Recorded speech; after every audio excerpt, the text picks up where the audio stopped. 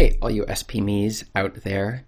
Today's question has 3 answers, and the third answer is something you're going to want to stick around for because you're going to learn exactly the correct length your booklet needs to be if you wish to make as much money as possible in selling it.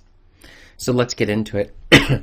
Today's question is it worth self-publishing a booklet?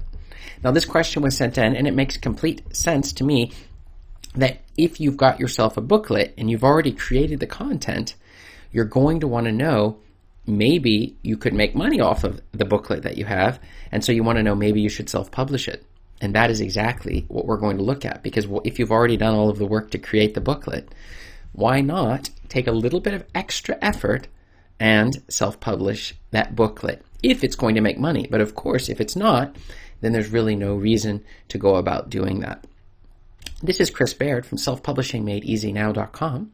Go ahead and click the subscribe bell if you'd like for me to make more videos like this one, and check out below in the description and grab a copy of my free self-publishing checklist that will get you started right away on your self-publishing journey and to start making money immediately.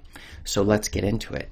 When I first started, I realized I was working through some books that were exploring how exactly to get started self-publishing, and the length they were looking at was 10 to 15,000 words as the ideal length for your self-publishing. And so I wrote my first book, and it was, I believe, 10,000, and my next book maybe 22,000, and I wrote some even 4,000, 5,000 word books, and played around with a lot of the different lengths. And I discovered that there's certain lengths that are better and certain lengths that are not so good. But in terms of the shortest length, I even found that by publishing an essay my son had written even in 7th grade, or maybe it was even 6th grade, published the essay out there, and the end result was it actually was selling. So even an essay that was only, 500, 1,000 words, people are interested in all sorts of topics. And so I published it, and I still from time to time see sales on that essay that he wrote on a book report. It was on a book that he had read and written a short essay on. And so I guess for me, the lesson I learned was that everything will sell. At some level, every single thing you do, if you have some of the cover and the description and things like that are correct. So that was a very important lesson for me. But the question still comes back, is it worth self-publishing a booklet? Well, the answer is yes. It is worth self-publishing any kind of writings you are sitting on. If you've already written something, it's a waste to just let it sit there. Why not put it out there? Run advertisements against it. There are people who are interested, as answer number 2, audiences of buyers for any topic you can think about. In other words, people are willing to buy books and pamphlets and short essays and really long books on any topic you can imagine. It's unbelievable because the audience that you'll find on Amazon in particular, and also on other sites, are so massive that you'll be surprised when you see the sales that you're getting through it. However, there is a caveat here. You will sell 100 times more books if you choose a topic that is based on a keyword people are already searching for. I personally use KDSpy to find those keywords, those hidden keywords that are so powerful, where you can find not very many books that have been published on it, and yet a lot of people are searching. Below in the description, you'll find the link to KDSpy, which I personally use, and I can tell you it is fantastic. You're able to immediately see, when you just do a search on Amazon for a number of books, you'll immediately see the list come up, and it'll tell you how many books there are on that topic, and KDSpy will show you, of the top 20 results, how many of those are in the top 100,000 basic sales rank on Amazon. And that ratio, when you're looking at the total number of books that results divided by the number in the top 100,000, that will give you a number. And if you can find a number under, let's say, 30, well, then that tells you that this is a book that's worth publishing on, okay? And if you follow that little rule, you're going to already be on a topic that people are going to buy. But I still would say, if you've got a manuscript, why not put it out there? I just put it into Jutoh, which you'll find a link below in the description. It quickly makes it easy to format the book, get it into a format that you can then publish quickly. But that brings us to the answer number 3 to today's question, which is the secret answer of the day.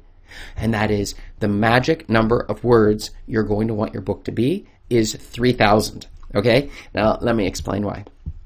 The first thing is a 3,000 word book is long enough that most people who are looking for an answer on something or something entertaining or whatever it would be, they are going to want it to be a certain length.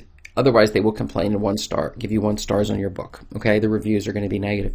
But at 3,000 words, I found that people tend not to go so negative on it. Okay, they can see the length of the book, and it gives them enough material that they're going to be able to do it. 3,000 words gets you to a book that's about 24 pages if we include, the table of contents and some of the copyright information and the disclaimer at the end and these sorts of things, right? The conclusion, the introduction, all of this. It ends up being about 24 pages. And the other advantage, and this is where the secret aspect comes in, is that 3,000 words will give you a book that's long enough that you can make a paper copy version of that book. So not just an ebook, but also a paper copy version of your booklet. And that is something that most people have not completely considered. So you are definitely going to want to make sure it's at least 3,000 words if you can, but it's okay to go under that because, as I said, just a 1-page essay, you can put that as a Kindle book out there. Just can't make it paper.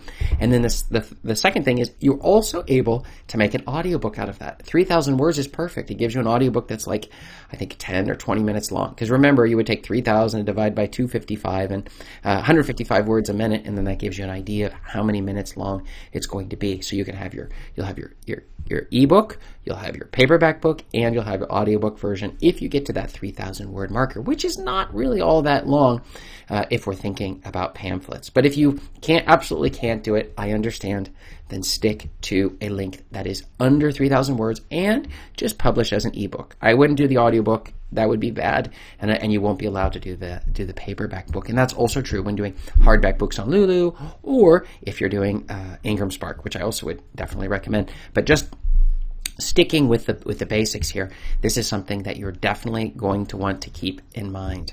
So, well, is it worth self-publishing a booklet? What have you found? Have you found that you've been able to make some money off us doing that? Or maybe you found that you did it, but you weren't able to make any sales, which maybe is because of your ads, maybe because of your keywords. There's a number of reasons. But I'd be very interested. Go ahead and leave a comment below, and I would love to hear what you have found. And check up above me here, and you will see more videos just like this one. Thanks a lot.